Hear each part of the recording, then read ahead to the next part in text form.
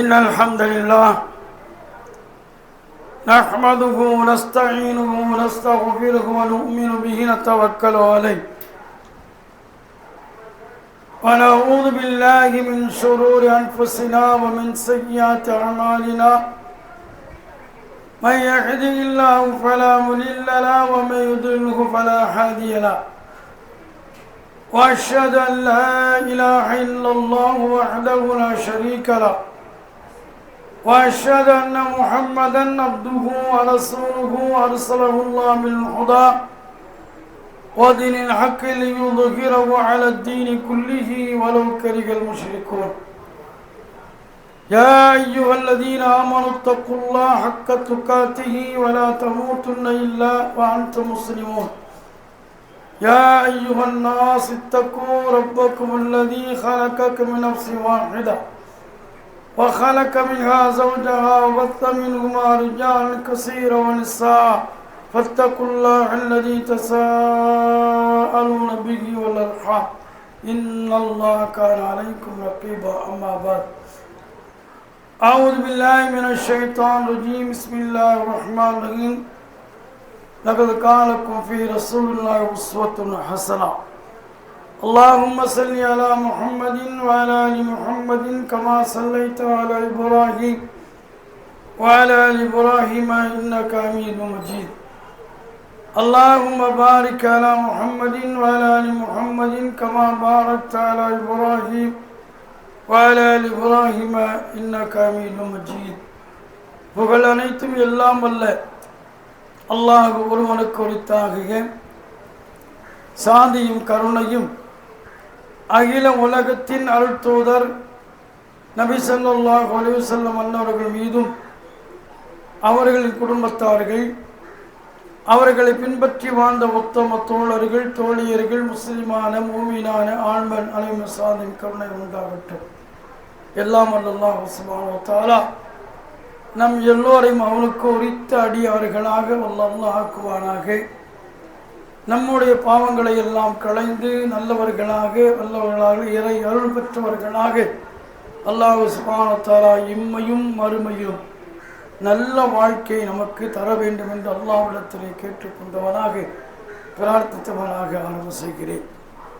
அல்லாஹ் சுப்ஹானஹு வ தஆலா நபி ஸல்லல்லாஹு அலைஹி வஸல்லம் அவர்களை இறுதி நபியாக ஆக்கி எவ்வாறு வாழ்ந்து காட்ட வேண்டும் என்று வழிமுறைகளை எல்லாம் நபி ஸல்லல்லாஹு அலைஹி வஸல்லம் அவர்கள் நமக்கு கற்றுக் கொடுத்திருக்கிறார்கள். எல்லா வழிகளிலும் மிக தெளிவாக சரியான முறையில் இப்படித்தான் வாழ வேண்டும் என்ற வழிமுறைகளை எல்லாம் நபி அவர்கள் நமக்கு கற்றுக் கொடுத்திருக்கிறார்கள். சுமார் 23 ஆண்டு காலம் அவர்கள், அதிலும் குறிப்பாக மதீனாவில் வாழ்ந்த 13 ஆண்டு காலம் அவர்கள் மிகச்சிறந்த நல்லதொரு வாழ்க்கை, மனிதன் எப்படி வாழ வேண்டும் என்ற அடிப்படையில் மிக அழகாக தெளிவாக வாழ்ந்து காட்டியிருக்கிறார் என்பதை அல்லாஹ் சுப்ஹானஹு வ தஆலா நபி அவர்கள் உங்களுக்கு அழகான முன்மாதிரி என்று அல்லாஹ் சுப்ஹானஹு வ தஆலா கூறியிருக்கிறார். அப்போ நபி அவர்களுடைய குணம், அவர்கள் பழகும் தன்மை, மக்களோடு எப்படி வாழ்ந்திருக்கிறார்கள், எப்படியெல்லாம் நடந்திருக்கிறார்கள் என்பதை நமக்கு தெளிவாக வாழ்ந்து காட்டியிருக்கிறாங்க.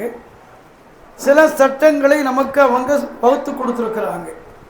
இப்படித்தான் இங்கே வாழ வேண்டும், எளிய வாழ்க்கை, யாருக்கும் எந்த சிரமத்தையும் நபி அவர்கள் அளிக்கவில்லை. இன்ன தீன யுஸ்ரு, மார்க்கம் என்பது மிக எளிதான மார்க்கம்.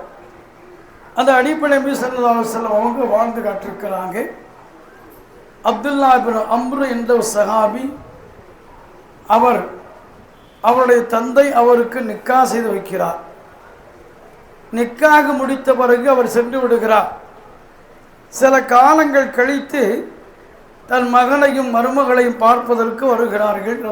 அந்த தந்தை வீட்டில் மருமகளும் கேட்குறாங்க, நீங்கள் உங்கள் வாழ்க்கை எப்படி இருக்கு, என் மகன் எப்படி இருக்கிறான் என்று அவங்க கேட்குறாங்க. கேட்குறது மாமனார், கணவனுடைய தந்தை. அப்போ அவங்க சொல்கிறாங்க, உங்களுடைய குழந்தை, உங்களுடைய மக நல்ல ஒரு சிறந்த அன்புக்குரியவர்கள், குணத்துக்குரியவர்கள். ஆனால் இந்த திரைச்சீலையை அவர்கள் மூடவில்லை, என்னோடு அவர்கள் உறவு வைத்துக் கொள்ளவே இல்லை என்று சொல்கிறாங்க.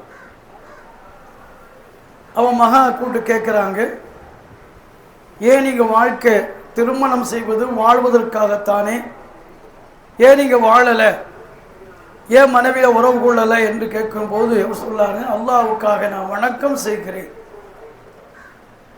நன்மை எதிர்பார்த்து நான் வணங்குகிறேன் என்று சொல்லுகிறார். அது எப்படிப்பட்ட வணக்கம்? அந்த மரும சொல்ல மாமனார் பார்த்து, இரவு முழுவதும் நின்று வணங்குகிறார், குர்ஆன் ஓதுகிறார், பகலில் நோன்பு வைக்கிறார். அப்போ இரவு முழுக்க மனைவியோடு வாழ வேண்டியவர் அவர் நின்று வணங்குகிறார், குர்ஆன் ஓதுகிறார், சரி பகலாவது பகல் நோன்பு வைத்துக் கொள்ளுகிறார் என்று அவங்க சொல்கிறாங்க. மகன்கிட்ட சொல்லி ஒரு பிரயோஜனம் இல்லை. ரசூல்லாட்ட போய் சொல்ல, யார் ரசூலல்லாஹ், மக எப்படி இருக்கிறான், நிக்காசை வச்சாச்சு, அவங்க வாழ்க்கை நல்ல வாழ்க்கையாக அமையலை என்று சொல்லும்போது ரசூல்லா கூப்பிடுறாங்க. இன்னொரு அதிசயம் போனாங்கன்னு இருக்கு. இன்னென்ன இப்படி, அதாவது பகல் முழுவதும் நோன்பு வைத்து இரவு முழுவதும் நின்று வணங்கக்கூடியவர்கள் பற்றி கேள்விப்பட்டது உண்மையா என்று கேட்குறாங்க. ஆம் யா ரசூலல்லாஹ், நீ கேள்விப்பட்ட உண்மைதான். நான் வணக்கம் புரிவது, வணங்குவது இறைவனின் அருளை நாடி நான் வணங்குகிறேன். என்னுடைய வணக்கத்தை முழுக்க முழுக்க இறைவனுக்காக இருக்க வேண்டும், இறை அருள் பெறுவதற்காக என் வாழ்க்கை இருக்க வேண்டும் அடிப்படையிலே நான் வணங்குகிறேன் என்று சொல்கிறார். அப்போ ரசூலுல்லாஹ் சொல்கிறாங்க, நீங்கள் ஒரு நாள், அதாவது மாதத்தில் 3 நாள் நோன்பு வை, மாதத்தில் 3 நாள் நோன்பு வச்சோம் சொன்னால் அந்த வருடம் முழுவதுமாக மாதம் முழுவதும் நோன்பு வைத்த நன்மை உனக்கு கிடைக்கும் அல்லவா, அது செய்யலாம் இல்லையா அப்படின்னு கேட்குறாங்க. இல்லை, என்னால் முடியும், நான் இன்னும் அதிகமாக நோன்பு வைக்க முடியும் சொல்ல. அப்போ ரசூலுல்லாஹ் சொன்னாங்க, ஒரு நோன்பு வச்சுக்க, ஒரு நாள் நோன்பு வை, 2 நாள் நோன்பு விட்டுரு, இப்படியே நீ கொண்டு வா. இல்லை யா ரசூலல்லாஹ், என்னால் முடியும், நான் நோன்பு வைக்க ஆசைப்படுகிறேன். அப்போ ரசூலுல்லாஹ் சொன்னாங்க, தாவூது நபியுடைய நோன்பு 6 மாதம் நோன்பு வைப்பாங்க, 6 மாதம் நோன்பு விட்டுருவாங்க. அப்போ ஒரு நாள் நோன்பு வைப்பாங்க, ஒரு நாள் நோன்பு வைக்க மாட்டாங்க. அதான் அந்த அடிப்படை நோன்பு வைத்து கொள்ளுங்கிறாங்க. இல்லை என்ன முடியும்னு சொல்கிறாங்க. அப்போ ரசூலுல்லாஹ் சொல்கிறாங்க, உன் கண்களுக்கு செய்ய வேண்டிய கடமை உண்டு, உன் உடலுக்கு செய்ய வேண்டிய கடமை உண்டு, உன் மனைவிக்கு செய்ய வேண்டிய கடமை இருக்குது, இதை கவனிச்சுக்கோ என்று ரசூலுல்லாஹ் அறிவுரை சொல்கிறாங்க. ஆனால் பிடிவாதமாக அவர் தன்னுடைய மனைவியை விட்டு விட்டு வணக்கத்திலே ஈடுபட்டு கொண்டிருக்கிறார். சில காலங்கள் போன பிறகு சொல்லுகிறார், நபி ஸல்லல்லாஹு அலைஹி வஸல்லம் உபதேசத்தை நான் அன்று ஏற்றுக்கொண்டிருந்தால் நான் இப்போ நன்றாக இருப்பேன். அப்போ உடல் ரீதியாக அவர் பாதிக்கப்பட்டிருக்கிறார். அப்போ நபி ஸல்லல்லாஹு அலைஹி வஸல்லம் அழகாக தெளிவாக சொல்கிறாங்க, உன்னுடைய உடலுக்கு செய்ய வேண்டிய கடமை, கண்களுக்கு செய்ய வேண்டிய கடமை, மனைவிக்கு செய்ய வேண்டிய கடமை இருக்கு, இதை கவனித்துக்கொள் என்று ரசூலுல்லாஹி ஸல்லல்லாஹு அலைஹி வஸல்லம் சொல்கிறாங்க. இந்த ஒரு சமயத்தில் உஸ்மான் இப்னு மல்ஊன் என்ற ஒரு சஹாபி, அந்த சஹாபியுடைய மனைவி ஆயிஷா ரலியல்லாஹு அன்ஹா அவளை பார்க்க வராங்க. ஒரு பழைய ஆடையை கொடுத்துட்டு வராங்க. ஆயிஷா கேட்குறாங்க, ஏன் நீ பழைய ஆடை வச்சு கொடுத்துட்டு வாரிய, வீட்டில் கணவர் இருக்கார் இல்லையா, அப்போ கணவர் இருக்கும்போது இந்த ஆடையை உடுத்தலாமா என்று கேட்குறான். பொதுவாக மனைவி தன்னுடைய அலங்காரத்தை கணவனுக்குத்தான் காட்ட வேண்டும், இது விதிமுறை. அழகாக சொல்கிறாங்க, கணவன் இருக்க நீ மோசமான ஆடையை உடுத்தி வந்திருக்கிறாய், என்ன காரணம் என்று கேட்கிறார். என் கணவர் என் மீது அவருக்கு ஆசை இல்லை, இரவு புறம் வணங்குறாரு, பகல் நோன்பு வைக்கிறாரு, அப்போ நான் யாருக்கு அலங்காரத்தை காட்டா, அதுக்காக வேண்டி தான் இப்படி பழைய ஆடை கொண்டு வந்திருக்கிறேன், கொடுத்து வந்திருக்கேங்கிறார். இந்த செய்தி ரசூலுல்லாவுக்கு ரசூலுல்லாட்ட அவங்க சொல்லிட்டாங்க. ரசூலுல்லா கூப்பிட்றாங்க, உஸ்மான் மல்ஊனை கூப்பிட்றாங்க. கூப்பிட்டு கேட்குறாங்க, என்னுடைய வாழ்க்கையில் உனக்கு முன்மாதிரி இல்லையான்னு கேட்குறாங்க. நான் நோன்பு வைக்கிறேன், நான் தொழுகிறேன், நான் இபாதத் செய்கிறேன், வணங்குகிறேன், எல்லாமே செய்கிறேன், மனைவிக்கு செய்ய வேண்டிய கடமைகள்லாம் செய்கிறேன். இந்த அடிப்படையில் என்னுடைய வாழ்க்கையில் உனக்கு முன்மாதிரி இல்லையா என்று கேட்குறாங்க. இப்போ மறுநாள் அவர் என்ன சார் அழகான ஆடை உடுத்துக்கிட்டு நபி ஸல்லல்லாஹு அலைஹி வஸல்லம் சொன்னதை அப்படி ஏற்றுக்கொண்டு மாறிவிட்டார். இது சஹாபாக்கள், சில சஹாபாக்கள் முரண்டு பிடித்தாலும் கூட பெரும்பாலும் சஹாபாக்கள் என்ன செய்வாங்க, அதை ரசூலுல்லாஹ் சொல்வதை ஏற்றுக்கொள்வாங்க. ஏன்னா இவர் ஏற்றுக்கொள்ளலை, அவர் பாதிக்கப்பட்டிருக்கிறார். இன்னொரு சஹாபி சல்மான் ரலியல்லாஹு அன்ஹு அவர்களையும் அபூ தர்தா என்ற சஹாபி ரசூலுல்லாஹ் அண்ணன் தம்பியும் ஆக்குறாங்க. சல்மான் அவங்க மல்வன் பாபா என்ன செய்கிறாங்க, மக்கா மதீனாவை சார்ந்தவங்க, அண்ணன் தம்பியும் ஆக்குறாங்க. தம்பியை பார்க்கறதுக்காக சல்மான் போகிறார். உஸ்மான் அதாவது சல்மான் அபூ தர்தா பார்க்க போகிறார். வீட்டில் அபூ தர்தா இல்லை, வெளியே போயிட்டாங்க. மனைவிட கேட்குற எங்கே போயிட்டாரு, தம்பி எங்கே தம்பி வெளியே போயிட்டாங்க. அப்போ கேட்குறாங்க, நீங்கள் ஏன் அம்மா கனவு இருக்கும் போதும் ஆடை பழைய ஆடை கொடுத்துருக்கீங்களே, என்ன காரணம் கேட்குறாங்க. உங்கள் சகோதரருக்கு என் மீது விருப்பம் இல்லை அப்படிங்கிறார். உங்கள் சகோதரருக்கு என் மீது விருப்பம் இல்லை, அது வேற இருக்கட்டும் அப்படின்னு. அப்போ எங்கே போயிட்டாங்க வந்துட்டாங்க. வந்த பிறகு இவங்க சாப்பாட்டுக்காக வேண்டிய ஏற்பாடு செய்கிறாங்க. அப்போ சாப்பாடு வச்சாச்சு. அவன் கூப்பிடுறாங்க, உங்களுக்கு சாப்பாடு சாப்பிடுங்கிறாங்க. இல்லை நீங்களும் வாங்கங்க, நான் நோன்பு வச்சுருக்கிறேன். இல்லை நீங்கள் வந்தால் தான் சாப்பிட வேண்டாம், நான் நோன்பு வச்சுருக்கிறேன். இல்லை சாப்பிட மாட்டேன், நீங்கள் வரணும், வந்தால் தான் நான் சாப்பிடுவேங்கிறாங்க. அப்போ உட்காந்து சாப்பிட்டாச்சு அவர். அப்போ இரவு தூங்கும்போது, இல்லை நீங்கள் தூங்குங்க, நான் வணங்க போகிறேன், தொழ போகிறேன்னு சொல்லி. இல்லை நீ தொழ வேண்டாம், என்னோடு நீங்கள் படுத்துருங்க அப்படின்னு சொல்லி படுக்க வைக்கிறாங்க. இவருக்கு ஒன்றுமே ஓடலை. ஏன்னு சொன்னால் அபூ தர்தா காலையில் மதியம் பார்த்தோம்னா நோன்பு முடிஞ்சு வச்சு இரவு வணக்கத்தையும் கெடுக்கிறாரே அப்படின்னு சொல்லி இவருக்கு ஒரு மனசு வருத்தம் இருக்குது. இரவுடைய 2 பங்கு போன பிறகு 3ஆம் சகஜ நேரத்தில் எழுப்பி இப்போ தொழுங்க. 2 பேரும் தொழுறாங்க. தொழுது முடிச்சுட்டு காலையில் அதிகாலை ஃபஜ்ர் தொழுட்டு போன பிறகு நேராக ரசூலுல்லாஹ்ட்ட போய், ரசூலுல்லாஹ் சல்மான் வீட்டுக்கு வந்தார், அவருக்கு உணவு ஏற்பாடு செய்து உணவு கொடுத்தேன், நான் நோன்பு வச்சிருக்கேன்னு சொன்ன பிறகு கூட என் நோன்பை முடிச்சிட்டாரு. அது மட்டுமல்ல, இரவு வணங்கும் போது நான் வணக்கம் செய்ய வேண்டும், தொழ வேண்டும் சொன்னேன், இல்லை எங்களோட படுங்கிறாரு. அப்புறம் ரசூலுல்லாஹ் சொல்கிறாங்க, சல்மானை கூப்பிட்டு கேட்குறான் இந்த விஷயம். அப்போ சதக்க சல்மான் உண்மையைத்தான் சொல்லியிருக்காரு. சல்மான் உண்மையைத்தான் சொல்லியிருக்காரு. அப்போ மனைவி இருக்க, மனைவியோடு கூட வாழ்க்கை நடத்த வேண்டும், அது மனைவிக்கு செய்ய வேண்டிய ஹக்கு. மனைவிக்கு செய்ய வேண்டிய ஹக்கு கொடுக்காம அல்லாஹ் வழங்குவது ரசூலுல்லாஹ் ஸல்லல்லாஹு அலைஹி வஸல்லம் விரும்பவில்லை. நானும் அல்லாஹ்வுடைய தூதராக இருக்கிறேன், நோன்பு வைக்கிறேன், மனைவியோடு வாழுகிறேன், எல்லாம் செய்கிறேன், எனக்கு முன்மாதிரி உன்னிடத்தில் முன்மாதிரி இல்லையா? என் நபி ஸல்லல்லாஹு அலைஹி வஸல்லம் அழகாக சொன்னாங்க. ஒரு சமயத்தில் ரசூலுல்லாஹ் ஸல்லல்லாஹு அலைஹி வஸல்லம் செய்கிறாங்க, ஒரு யுத்தத்தில் போயிட்டு திரும்பி வராங்க. தபூக் யுத்தம் நினைக்கிறேன். திரும்பி வரும்போது இரவு பூரா என்ன செய்ய, இரவு 2 மடங்கு 2 பங்கு பயணத்தில் வராங்க. களைப்பு அதிகமாகிடுச்சு. களைச்சி போய் சொல்கிறாங்க, இப்போ யாரும் தூங்கிடுவோம், தூங்கி முடித்த பிறகு காலை ஃபஜ்ர் தொழுகை முடித்த பிறகு நம்ம பயணம் செய்வோம்னு சொல்கிறாங்க. சரி, இப்போ தூங்கிட்டோம்னு சொன்னால் தொழுகைக்கு யார்? பிலாலை கூப்பிடுற ரசூலை கூப்பிடுறாங்க, நீங்கள் பாதுகாக்கணும், காலையில் ஃபஜ்ருக்கு நீங்கள் தான் எழுப்பணும் அப்படின்னு சொல்லிட்டு ரசூலுல்லாஹ் சொல்லிட்டு எல்லாரும் தூங்கிட்டாங்க. பிலால் பார்த்தாரு, தொழுகிட்டு இருக்க, தொழுது முடிச்சுக்கிட்டு இருக்காரு. ஏன்னா அசதி அவருக்கு ஏற்படும் அல்லவா, எல்லாரும் அசதியோடு வராங்க, வசதியோடு தூங்குறாங்க. அவரும் உட்கார்ந்து பார்க்குறாரு, ஒட்டகத்தை சாஞ்சிக்கிட்டு காலை என் கிழக்கு பக்கம் நீக்கிட்டு போய் படுக்கிறாரு, உட்கார்ந்துருக்காரு, தூங்கிட்டார். எல்லாரும் தூங்கியாச்சு. காலையில் சூரியன் உதயமாகிவிட்டது. நபி முகத்தில் விழுந்தவுடனே ரசூலுல்லாஹ் எழுந்து, பிலாலே அப்படின்னு ரசூலுல்லாஹ் கூப்பிடாங்க. பிலால் எழுந்துட்டாங்க. பார்க்கவும் சூரிய உதயமாகிடுச்சு. எல்லாருக்குமே ஃபஜ்ர் தொழுகை காலா போச்சு, யாரும் தொழலை.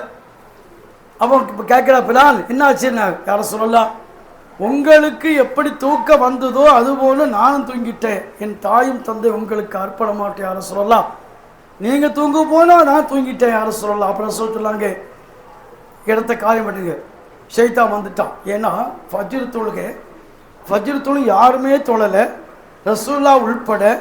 சூரியன் உதயமாகிட்டது. அப்போ பொறுப்பேற்று கொண்டது பிலால். அப்போ ரசூல்லா என்ன செய்யணும்? கடிச்சிருக்காங்களா, அடிச்சிருக்காங்களா, திட்டிருக்காங்களா, ஏசிருக்காங்க? இல்லையே, ஒன்றும் செய்யலை. அழகான முறையில் வாழ்ந்து காட்டு. எல்லாருக்குமே கலாவாக போச்சு. பயணத்தில் தூங்கிட்டாங்க. அப்போ ரசூல்லா என்ன செய்ய, கொஞ்சம் தூரம் போன பிறகு இப்போ நீங்கள் எல்லாரும் ஒழிச்சிங்க, வாங்க சொல்லுங்க. அப்போ வாங்க சொல்லி சுபுஹ் தொழுதுட்டு ரசூல்லா சொல்கிறாங்க, அக்கிமு ஸலாத்தலி திக்ரி. அல்லாஹ் என்ன சொல்கிறான்? என் நினைவு வந்த பிறகு நீங்கள் தொழுங்கள் என்று அல்லாஹ் சொல்கிறான். அப்படின்னு ரசூல்லா சொன்ன பிறகு என்ன செய்கிறாங்க? பயணத்தை புறப்படுறாங்க. சஹாபாக்களுக்கு மனசில் ஒரு பெரிய வருத்தம். காலையில் ஃபஜ்ர் தொழாமல் ஆயிடுச்சே, எல்லாம் தொழாமல் போயிட்டோமே, அப்போ இதுக்கு என்ன பரிகாரம் என்று கேட்குறாங்க. இந்த செய்தி, இந்த பேச்சு ரசூல்லாவுடைய காதுக்கு வந்துச்சு. இப்போ ரசூல்லா சொல்லுவாங்க, என்னுடைய வாழ்க்கை உங்களுக்கு முன்மாறி இல்லையா? நானும் உங்களை தான் வந்துக்கிட்டு இருக்கேன்.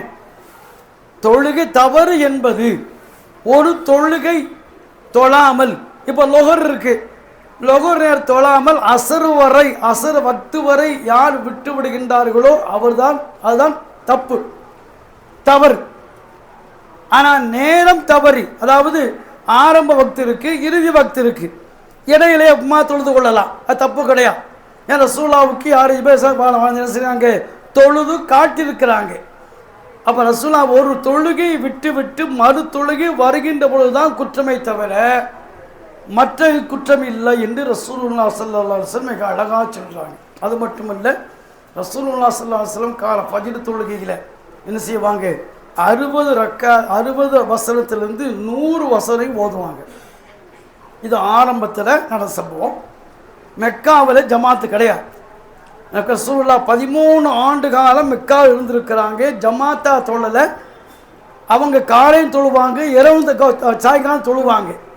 ஆனால் முறையான 5 வக்த் தொழுகை இங்கே இல்லை, பாங்கும் இல்லை. மதீனாவுக்கு வந்த பிறகு தான் ஜமாத்து, பாங்கு எல்லாமே ஏற்படுது. அப்போ அந்த காலகட்டத்தில் ஆரம்ப தொழும்போது ரசூலுல்லாஹ் 60 முதல் 100 வசனங்களை ஓதிக்கிட்டே இருந்தாங்க. இது ரசூலுல்லாஹ்வுடைய பழக்க வழக்கமாக இருந்துருச்சுங்களேன். அப்போ அனஸ் ரலியல்லாஹு சொல்கிறாங்க, ரசூலுல்லாஹ்வுடைய தொழுகை சுருக்கமாக இருக்கும், நிறைவாகவும் இருக்கும்ங்கிறாங்க. சுருக்கமாக இருக்கும், நிறைவாகவும் இருக்கும், ரசூலுல்லாஹ் தொழுது காட்டியிருக்கிறாங்க என்று அனஸ் சொல்கிறாங்க.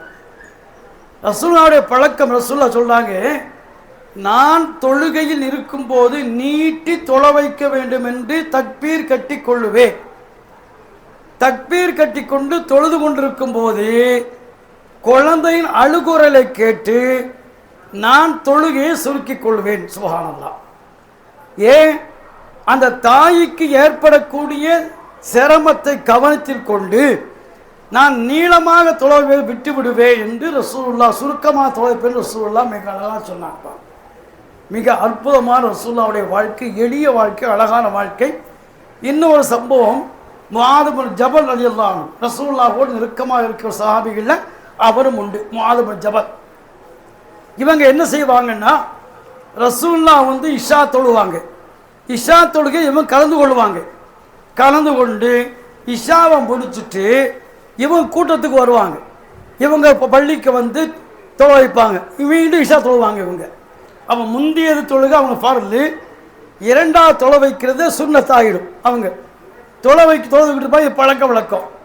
ஒரு நாள் ஒரு சஹாபி தோப்போ என்ன செய்கிறாங்க, அவங்க இந்த தண்ணீரை பாய்ச்சிட்டு வரும்போது தொழுக ஆரம்பிச்சாச்சு இல்லையா? அப்போ மஸ்ஜித் நபவிக்கு முன்னால் தன்னுடைய தண்ணீர் பாய்ச்ச சாதனங்களாம் வச்சுட்டு தோற்று போயிடுவோமேன்னு சொல்லி தொழா வந்துட்டார். யார்? ஒரு சஹாபி. இவர் என்ன செய்கிறார்? முஆது ஜபல் என்ன செய்கிறாங்க, ஃபாத்திஹா சூரா ஓதி ஆரம்பித்த உடனே சூரத்துல் பக்கராவை தொடங்கிட்டாங்க. பக்கரா குர்ஆனில் மிகப்பெரிய நீண்டது சூறா. இப்போ யோசிக்கார், நாமளே கஷ்டப்படுத்தாலும் வரோம், ஜமாத்தை முடிச்சுட்டு வீட்டுக்கு போய் தூங்கலாம்னு வந்தா இவர் பக்கரா ஆரம்பிக்கிறார்னு சொல்லி தொழுகை முடிச்சிட்டார். தொழுகை தனியாக தோற்று போயிட்டார். யாரே? இந்த சஹாபி. தொழுகை முடிச்சோன்னாங்க, இன்னார் வந்தாங்க, தக்பீர் கட்டினாங்க, இடையில முடிச்சுட்டு வீட்டுக்கு போயிட்டாங்க, தொழுது போயிட்டாங்க அப்படின்னு. அவங்க சொன்னாங்க, அவர் முனாஃபிக், நயவஞ்சகன்னு சொல்கிறார். அப்போ ரசூல்லா அவர் சொல்கிறாரு, நான் இந்த விஷயத்தை ரசூல்லாவில் சொல்ல போகிறேன், ரசூல்லா தீர்ப்பு கூறட்டும், யார் நயவஞ்சக யார் முனாஃபி தீர்ப்பு கூறட்டும், நான் நயவஞ்சகனா இல்லையா என்பது அல்லாஹ் ரசூல்லா சொல்லட்டுமே. அப்போ நேர ரசூல்லாட்ட போய் யாரை சொல்லலாம், நான் இன்னும் அதாவது கடினமான வேலை பார்க்கக்கூடியவன், தோப்பில் தண்ணி பாய்ச்சறது வயல் வேலைகள் எல்லாமே நான் பார்த்துக்கிட்டு வரேன். பார்த்துட்டு வரும்போது தொழுகைக்கு வரும்போது தக்பீர் கட்டி ஆரம்பித்தார், பக்கராவை ஆரம்பிச்சிட்டார். நான் பார்த்தேன் என்ன ஏழாம் முடியாத காலமாக என்ன செய்தேன், நான் முறிச்சிட்டு தொழுதுட்டு வீட்டுக்கு போயிட்டேங்கிறார். அப்போ ரசூல்லா என்ன செய்யணும், ரசூல்லா இல்லை மாது அப்படி சொல்லி, இல்லை இப்போ வணக்கம் இது இபாதத்து தொழுகை என்ற ரசூல்லாவுக்கு பிடித்தமான உண்டு, தொழுகை உண்டு. அப்போ ரசூல்லா சொல்கிறாங்க, மாதவா சொல்கிறாங்க, மாதே நீ குழப்பவாதியாங்கிறாங்க, நீ குழப்பவாதியா மாதே அப்படின்னு கடுமையாக கோபத்தை சொல்கிறாங்க. அவர் தொலை தப்பு ஒன்றும் இல்லை, அவர் சரியாக தொலை வச்சுட்டார். அவன் தொலை வைக்க ரசூல்லா சொல்கிறாங்க, நீ குழப்பம் பண்ணாத, யாருக்கும் கஷ்டம் கொடுக்காதே. ஏன்னு சொன்னால் ஜமாத்து நிற்கக்கூடியவங்க பெரியவங்க நிற்பாங்க, கபீர் பெரியவங்க நிற்பாங்க, வல் லைஃப் பலகீனமாக இருப்பாங்க, வல் மரீது நோயாளி இருப்பாங்க, அத்தல் ஹாஜா தேவையுடைய மக்கள் இருப்பாங்க. தோல்ட்டு போயிடுவோமே, தோல்ட்டு பசை பிடிக்கலாம், அல்ல வேலைக்கு போயிடலாம், வியாபாரத்துக்கு போகலாம் என்ன நினச்சிருப்பாங்க. அப்போ அவங்களை நீ கவனத்தில் கொண்டு, ரசூல்லா மிக அழகாக சொல்கிறாங்க, அவர்களை நீங்கள் கவனத்தில் கொண்டு தொலை வைக்கக்கூடியவர்கள் பின்னால் இருப்பவருடைய கவனத்தை கொண்டு நீங்கள் தொழுது கொள்ளுங்கள். சுப்ஹானல்லாஹ், நீட்டாதீங்க, கஷ்டப்படுவாங்க, பின்னால் நிற்க முடியாது ஆட்கள் இருக்கிறாங்க, சிரமத்தை கொடுக்காதீங்க என்று ரசூல்லா மிக அழகாக அற்புதமாக எளிமையாக வாழுங்கள். யாருக்கும் இபாதத்தில் கூட வணக்க வழிபாடுகள் கூட நபி ஸல்லல்லாஹு அலைஹி வஸல்லம் சிரமத்தை கொடுக்காதீர்கள் என்று ரசூலுல்லாஹ் சொல்லியிருக்கார். நீங்கள் தனித்து தொழும்போது நீண்ட நேரம் தொழுது கொள்ளுங்க, அது உங்கள் இஷ்டம், எவ்வளோ நீட்டு தொழுது கொள்ளுங்க. கைவிஷாவோ நாடிய முறைப்படி நீங்கள் கைவிஷா தொழுது கொள்ளுங்கள். ஆனால் ஜமாத்தாக இருக்கும்போது நீங்கள் என்ன செய்யுங்க. ஒரு சமயத்தை ஒரு சலாம் சொல்லார், யாரை சொல்லலாம், நான் காலை ஃபஜ்ருக்கு வர முடியல, இவர் நீடி தொழுகிறாரு அப்படின்னு சொல்லி ரசூலுல்லாஹ் அன்று ஜும்மாவில் அதாவது மெம்பர் பள்ளி ஏற்று கடுமையாக கோவப்படுறாங்க. மக்களை சிரமப்படுத்தாத, கஷ்டம் கொடுக்காதீர்கள்.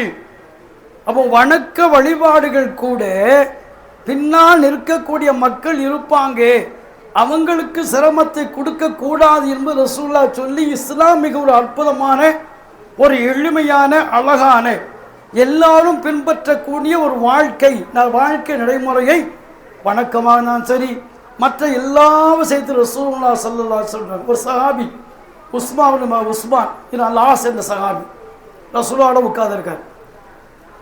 ரசூல் சொன்னாங்க, நீங்கள் ஒரு காரியம் செய்யுங்க, நீங்கள் நேராக போய் உங்கள் குடும்பத்தாருக்கு நீங்கள் உங்கள் கூட்டத்துக்கு தொலை வைங்கிறார்.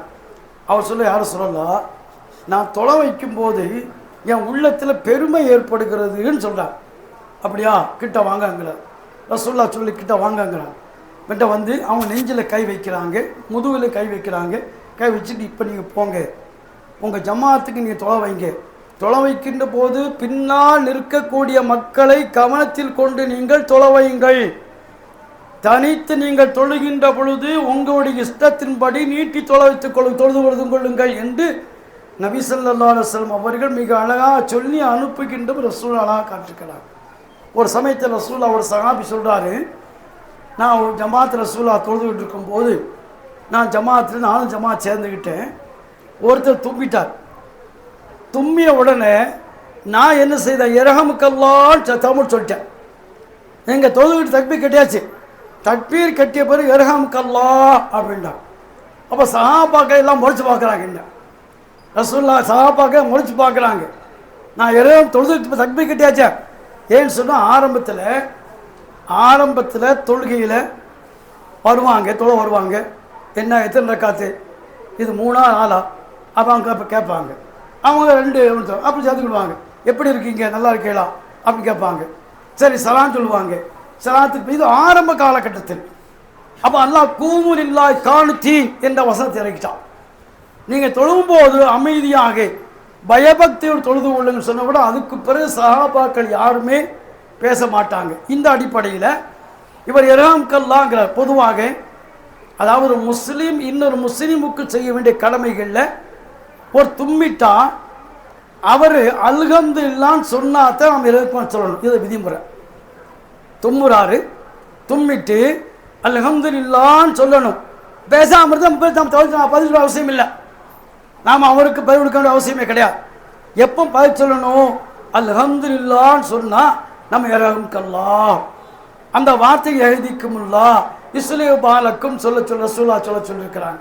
இப்போ இந்த இடத்துல தொழுகை இல்லையா, இவர் சார் அல்ல சொன்னாரா தெரியல, இரஹம்கல்லான்ட்டாங்க. சஹாபாக்கள்லாம் முளைச்சி பார்த்தாங்க. அப்போ சொல்கிறாரு, என் தாய் என்னை இழக்கூட்டு ஏன் நீ இப்படி இப்போ முளைச்சி பார்க்குறீங்கன்னு நான் கேட்டேன். அவங்ககிட்ட கேட்டேன், என்னை முளைச்சி பார்க்குறாங்க இல்லையா, அவங்கள கேட்டேன், என் தாயின் இழக்கட்டு எப்படி முளைச்சி பார்த்துக்கிட்டு இருக்கியா, தொழுங்க அப்படின்னு சொல்கிறேன். அப்போ என்ன செய்றாங்க, சொன்ன உடனே அவங்க தொடையை அடிச்சுட்டு என்ன வச்சுருக்கிறாங்க, அடித்தாங்க எல்லாம் சஹாபாக்கள். அப்போ நான் நினச்சேன், நம்மளை கண்டிச்சுட்டாங்க, பேசாமல் இருக்குன்னு சொல்லிட்டான்னு சொல்லி நான் என்ன பேசாமல் இருந்துட்டேன். தொழுக முடிஞ்ச பிறகு அவர் அழகாக சொல்லுகிறாரு, என் தாயும் தந்தையும் ரசூலுல்லாஹ்வுக்கு அர்ப்பணம், அல்லாஹ் சத்தியமாக சொல்லுகிறேன்.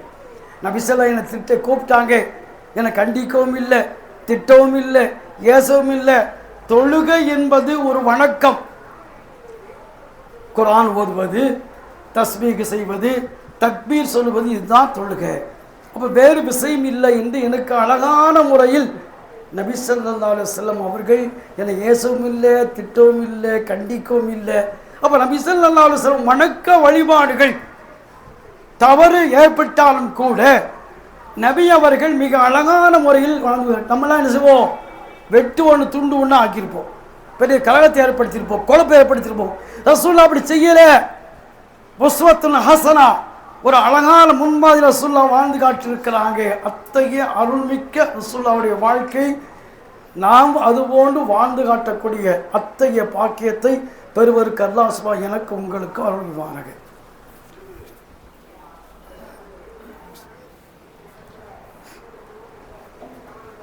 அல்ஹம்துலில்லாஹி ரப்பில் ஆலமீன் வஸ்ஸலாத்து வஸ்ஸலாம் அலா ரசூலில்லாஹ். ஒரு செய்தி சொல்லி முடிக்கிறேன். ரசூலுல்லாஹ் ஒரு நாள் அசர் தொழுகை 2 ரக்காத் தொழுச்சிட்டு என்ன செய்றாங்க, சலாம் கொடுத்து போயிட்டாங்க. பொதுவாக மஸ்ஜித் நபவிக்கு முன்னே ஆரம்பத்தில் இந்த முன்னால் பேரிச்ச மரத்தை நட்டியிருப்பாங்க. இது ரசூலுல்லாஹ் அதை சாஞ்சி பேசிக்கிட்டு இருக்காங்க. அவங்க கோபத்தில் இருக்கிறாங்க. சஹாபாக்கள் வெளியே போகிறாங்க. தொழுகை சுருக்கமாக்கப்பட்டு விட்டது, சொல்லிக்கிட்டே போகிறாங்க. தொழுகை சுருக்கமாக்கி விட்டதுன்னு சொல்கிறாங்க. அப்போ உள்ளே யார் பள்ளியாசை யார் இருக்கிறா, அபூபக்கர் சித்திக் இருக்கிறாங்க, உமர் கத்தாப் இருக்கிறாங்க. யாரும் ரசூலுல்லாஹ்ட்ட எழுந்து கேட்க பயப்படுறாங்க. ஏன்னா ரசூலுல்லாஹ்வுக்கு வஹி வரக்கூடிய ரசூலுல்லாஹ் தொழுகை நீட்டுவது சுருக்குவது என்பது அல்லாஹ்வுக்கு அவங்க கொடுக்கக்கூடியதோ யாரும் இருக்கிறாங்க. ஒருத்தர் துல் எதைனிம்பாங்க, 2 கை நீளமாக இருக்குமா அவருக்கு. அந்த சஹாபாக்களையே அவர் மதீனாவாசிகளே 2 கை நீளமாக இருக்குமா. அவர் துல் எதைன்னு பேர், கிர்ஃபாக் ரலியல்லாஹு அன்ஹு. நேர ரசூலுல்லாஹ் யார சொல்லலாம், தொழுகை சுருக்கமாகிட்டால் நீங்கள் என்ன செய்ய மறந்துட்டீங்களா அப்படி கேட்குறேன். சஹாபாக்கு ஒரு பக்கம் போகிறாங்க, பள்ளியில் சஹாபாக்கள் இருக்கிறாங்க. இவர் துணிஞ்சு கேட்க யார சொல்லலாம், தொழுகை சுருக்கமாக்கப்பட்டு விட்டதா அல்லது நீங்கள் மறந்து விட்டீர்களா? கிர்ஃபாக் துல்லைதைனி இல்லையா, 2 கையுடையவரே, நான் ஒன்று சுருக்கமாக ஆக்கலை, சாரி நான் உனக்கு நீட்டி தான் தொலை வச்சிருக்கிறேன். இல்லை, ஒன்று நீங்கள் சுருக்கமாகி வரலன்னு சொன்னால் நீங்கள் மறந்துட்டீங்க, 2 ரக்காத் துவைச்சிட்டீங்க. அப்புறம் ரசூலுல்லாஹ் கேட்குறாங்க, அவர் சொன்ன உண்மையானு கேட்குறாங்க. இந்த பக்கம் பார்த்து கேட்குறாங்க, இந்த சஹாபா கேட்குறாங்க, உண்மைதான் யார் ரசூல், நீங்கள் 2 ரக்காத் துவைச்சிங்க, 4 ரக்காத் இல்லை. அப்புறம் ஏன் ரசூலுல்லாஹ் மீண்டும் பள்ளிக்கு போய் அந்த மீதி பாக்கி 2 ரக்காத்தை ரசூலுல்லாஹ் தொழுது அதுக்கு பகரமாக சஜ்தா செய்கிறாங்க ரசூலுல்லாஹ். அப்போ 4 ரக்காத்து சஜ்தா ரசூலுல்லாஹ் செய்கிறாங்க. இன்னொரு சமயத்தில் ரசூலுல்லாஹ் 5 ரக்காத் துவைச்சிட்டாங்க. அப்போ சஹாபாக்களை கேட்குறாங்க, அவங்க சொல்கிறாங்க, நானும் உங்களை போன்றும் மனிதன்தான், நானும் உங்களை போன்றும் மனிதன்தான். நீங்கள் எப்படி மறப்பீங்களோ நானும் மறந்துடுவேன், நீங்கள் எப்படி எண்ணுமே அதுமாதிரி எனக்கு என்ன வரும்.